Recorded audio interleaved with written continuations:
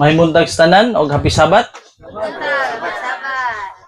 Salamat ta sa Ginoo nga sa tibuok semana walay nahitabo sa ato, giampingan ta sa Ginoo nakaabot ta niining lugar sa mga tanhay nga makig-usa ta sa pasalamat sa atong buhi nga Dios.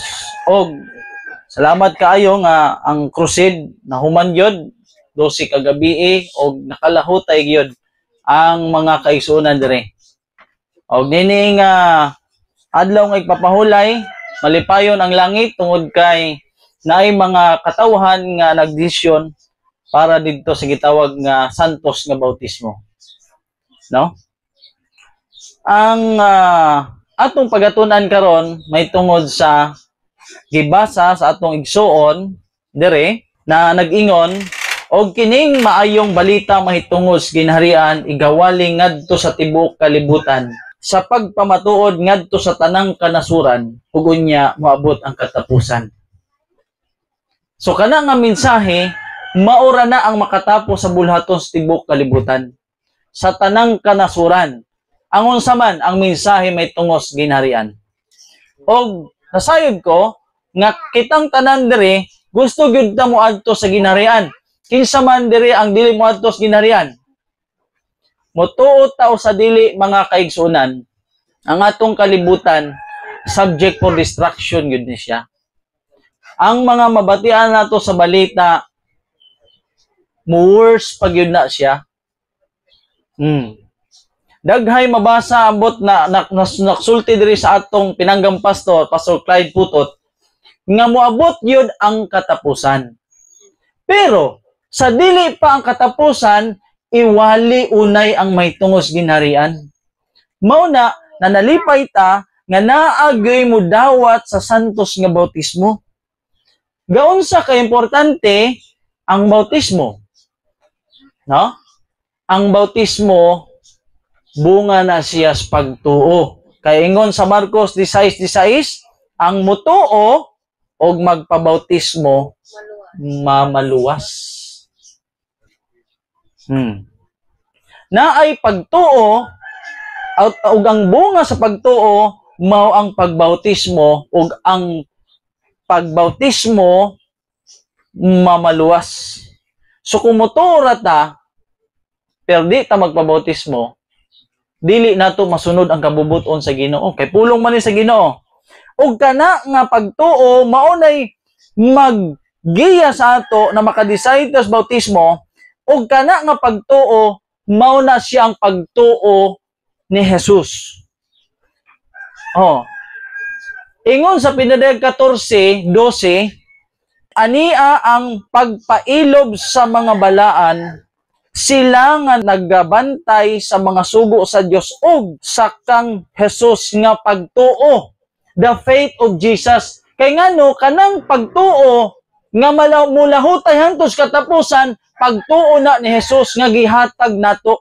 Kay kining pagtuo nato, mga kaigsunan, mutuo tag dili ang atong pagtuo hapyaw lang. Ingon ang Ginoong Kristo, kadugay na nako kauban ninyo, gamay paghihapon mong pagtuo. Ang pagtuo gud sa tao, lahi is pagtuo sa Ginoo. Kung kini nga pagtuo ni Jesus, kay ang pagtuo ni Jesus dili matarog bisan sa kamatayon. Bisan si Pedro na wadag pagtuo kay ingon gani siya, Ginoo, gigugma ko ikaw bisan sa akong kamatayon.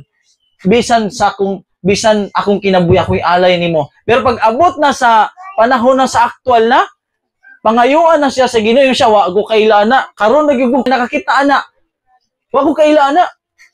Mao na siya nga klase nga pagtuo, pero ang pagtuo ni Jesus maunay makalahutay. Kana nga pagtuo ni Jesus ihatag sa ato kay ngatong pagtuo up man kung maglisod na ganita, kung naganita sa panahon sa kanang kaguol, ang atong pagtuo di kalahutay. Di ko kalahutay. Ang pagtuo ug magpabautismo mamaluwas kay kana nga pagtuo dili na ato. pagtuo na ni Jesus nga iyang gihatag nato, kay ang pagtuo ni Jesus dili mapakyas. Oo. Ang pagtuo nato paglipas panahon unsa mahitabo nimo usahay muundang ka. Oh, mabackslide ka tungod sa imong soul. Pero kung naa kay pagtuo ni Jesus, makapailog ka, ingon dire, makalahutay ka hantod sa katapusan.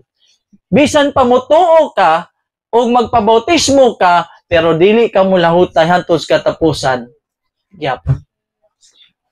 Kay kana nga pagtuo gikan kang Jesus, the faith of Jesus, mao ra gyud nay makalahutay hangtod sa katapusan. Mao gyud nay mo padayon. Kaya nga tong pagtuo mao lagi akong gisulti. Magkalisod na ganita. Mawa na ganing sulod ang atong butanghag bugas unsa pa na diha. Di kalahutay atong pagtuo. Dili ta kapailob.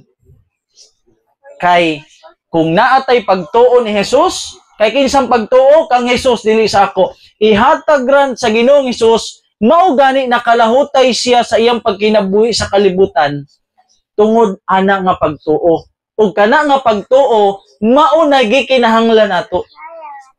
Mao na pagtuo na mulahutay hangtod sa katapusan mamaluwas.